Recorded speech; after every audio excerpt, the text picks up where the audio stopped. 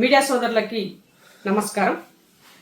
Bharatiya Janata party కేంద్ర సహాయ మంత్రిగా పనిచేస్తున్నటువంటి బండి సంజయ్ గారు ఇంతకుముందు ప్రెస్ మీట్ మాట్లాడుతూ తెలంగాణ వాదాన్ని, తెలంగాణ ఉద్యమాన్ని, తెలంగాణ వ్యక్తులని అవమానపరిచినట్టుగా, తెలంగాణ అంటే ఇష్టం లేనట్టుగా ఇవాళ ఆయన మాటలతో మరొకసారి తేట తెల్లమయ్యింది. ఇవాళ గద్దర్ అంటే తెలంగాణ ఆట పాట లేనిది, తెలంగాణ పదమే లేదన్నది చాలా సందర్భాలలో ఈ సమాజం మాట్లాడుకుంది. అలాంటి గద్దరలను పట్టుకొని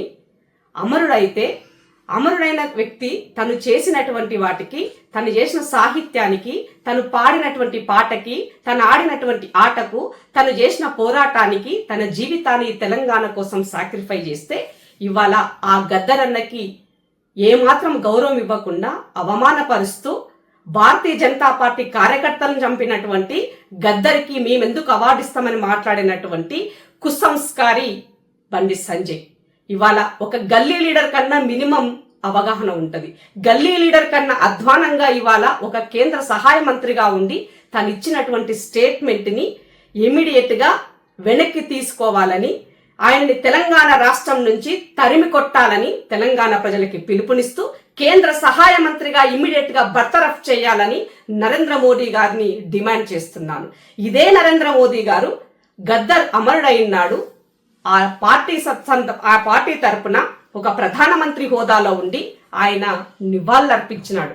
దానికి సాక్ష్యం ఇదిగో ఆ రోజు ఆయన రాసినటువంటి లేఖ ఇవాళ తెలంగాణ సమాజం ముందు నేను ఉంచుతున్నాను. బండి కన్ను తెరుగు, తెలియకపోతే తెలుసుకో, మర్చిపోయినట్లయితే గుర్తు చేయడానికే నేను ఈ వీడియోని ముందు పెడుతున్నాను. బండి సంజయ్. గాయకుడు గద్దర్ మృతికి సంతాపం తెలిపారు ప్రధాని నరేంద్ర మోడీ.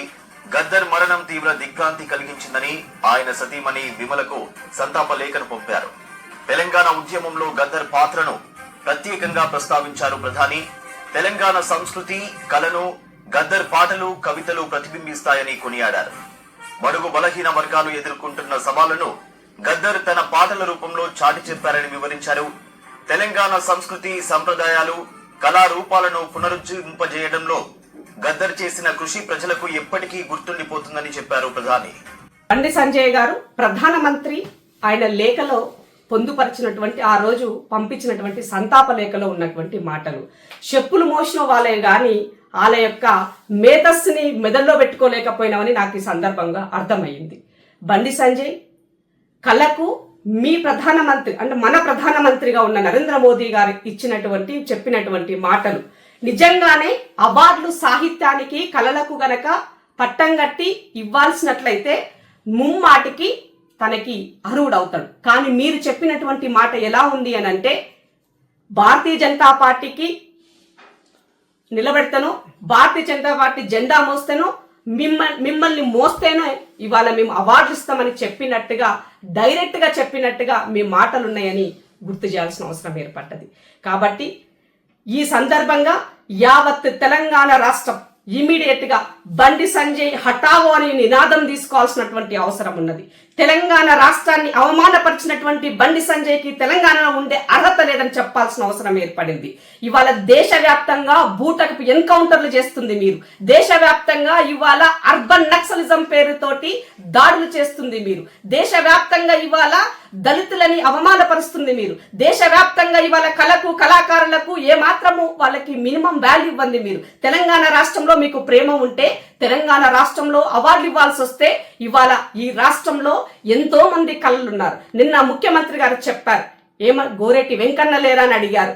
ఇవాళ ఆస్కార్ అవార్డు పొందినటువంటి ఇవాళ మన చంద్రబోస్ గారి పేరు గుర్తు చేశారు. తెలంగాణ వాది అయినటువంటి, తెలంగాణ జాతిపితగా చెప్పుకున్నటువంటి ప్రొఫెసర్ జయశంకర్ సార్ ఉన్నారు. మరి వీళ్ళెవరు గుర్తు రాలేదా మీకు అడుగుతున్నాను. పక్క రాష్ట్రంలో ఉన్న వాళ్ళని బాగా నెత్తినెత్తుకున్నారు కదా, ఈ రాష్ట్రంలో ఉన్న వాళ్ళు ఎందుకు గుర్తు రాలేదని అడుగుతున్నా. కాబట్టి బండి సంజయ్ మాట్లాడినటువంటి మాటలు ఇవాళ అవగాహన లేనటువంటి ఒక గల్లీ లీడర్ మాటలు లెక్క ఉన్నాయి. కాబట్టి ఇమీడియట్ గా తెలంగాణ రాష్ట్ర ప్రజలకి క్షమాపణ చెప్పాలని చెప్పి డిమాండ్ చేస్తారు.